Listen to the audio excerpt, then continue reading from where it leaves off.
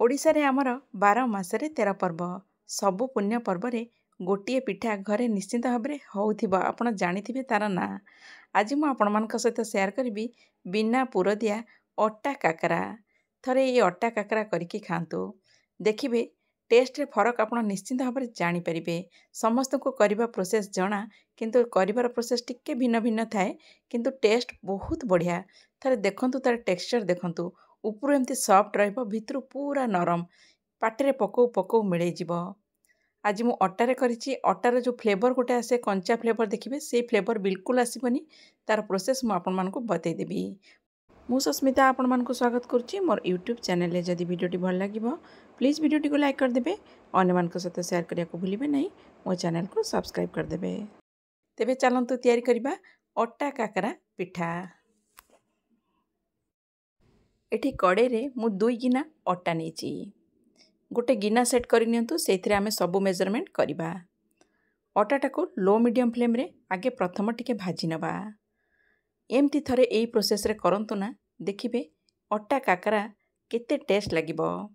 आपण तो आपनक प्रोसेस रे करूछंती किंतु एई प्रोसेस रे थरे ट्राई करंतु। बेसी ब्राउन करके भाजीबानी, हल्का हल्का भाजी देबा जेमती तार मॉइस्चर सब चली जीवो। जो कंचा फ्लेवर गोटे स्मेल आसे अटार, से स्मेलटा आपण जेतबेले पिठा करिवे ना आसीबनी। तेणु हल्का पाखापाखि 3 मिनिट पाई मु भाजी नेली अटाटा को। देखंतु कलर बिल्कुल चेंज हेनी, सेमती व्हाइट रहइबो। लो मीडियम फ्लेम रे भाजीबा, कंटिन्यूअसली घांटुथबा। अटाटा को काढी दउची। जो गिना रे मेजर करके 2 गिना अटा नेथिली सेइथिरे मु 2 गिना पानी नै जाउची। पानी रे पके देली गोटे चामच पान महुरी, स्वाद हिसाब रे लुण हाफ टी स्पून पाखापाखि लुण पके नीची। टिके घियो पके नबा जेमती जंतुणीटा तळे लागिबनी। चाहिए रिफाइन तेल भी पके परिबे। सेथिरे चीनी पके देबा, चाहिए आपण गुड़ रे भी करि परिबे। एठी मु छोटो चा चामच रे 7 रु 8 चामच चीनी नेची। मिठा आपनक पसंद हिसाब रे कम बेसी करि परिबे।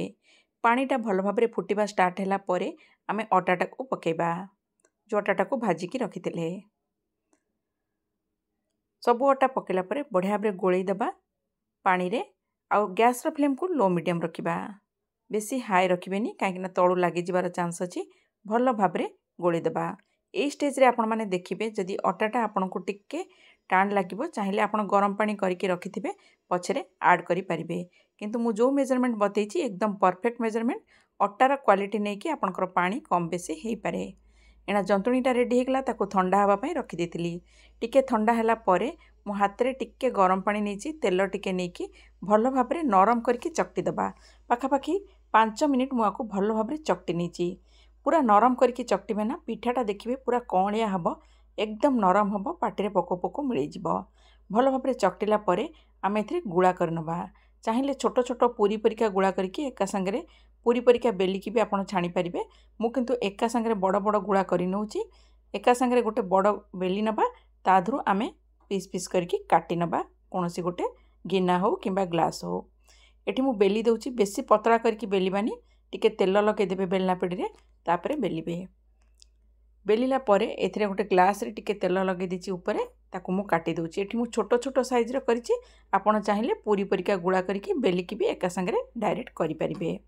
एमती कले ना काकरा पिठार शेपटा सबु समान आसीबो, देखिबा को भी बहुत बढ़िया लागिबो। एमती करके मु सबु काकरा पिठा को तयारी करि नउची। देखंतु सबु जाक कला परे आमे एठी काकरा पिठा को छाणिया पई तेल को गरम करिबा। तेल भल भाव रे गरम हैला परे आमे काकरा पिठा पकेबा। देखंतु एका संगे मु छोट छोट जेहेतु करिछि, एका संगे 3 रु 4टा एका संगे दे दउची। आपण जदि बड़ बड़ साइज रे करिबे गोटे गोटे करके छाणिबे। एठी 4टा पिठा मु एका संगे दे देली। देखिए एकदम बढ़िया भाव एमती एमती टिके दाबी दाबी देबे, बढ़िया भाव से पूरी परिका पूरा फुलिबो। ये जो फुलिबो ना, ताले काकरा पिठाटा जानिबे जे पूरा नरम आ सॉफ्ट हबो। एमती बढ़िया भाव टिके टिके दाबी दाबी दियंतु, जेमती बढ़िया भाव फुली जिवो। देखंतु धीरे धीरे केते बढ़िया भाव फुलिलानी। पूरा पूरी परिका एमती फुली जिवो ना, देखिबे पूरा पाटे पको पको मिली जिवो, एकदम सॉफ्ट हबो। एई प्रोसेस रे थरे निश्चिंत ट्राई करंतु, समस्त को देखिबे पसंद आसीबो। एटा तो ओडिसा रा गोटे ऑथेंटिक रेसिपी, समस्त को जणा। किंतु मो प्रोसेस रे थरे करके देखंतु, निश्चिंत आपण फरक जानि परिबे। देखंतु बढ़िया भाव फुली गलानी। आको काढिकी गोटे जगह रे रखि देबा। सेम प्रोसेस रे अलगा जो काकरा पिठा करथिली ताको भी सेमती फ्राई करनबा।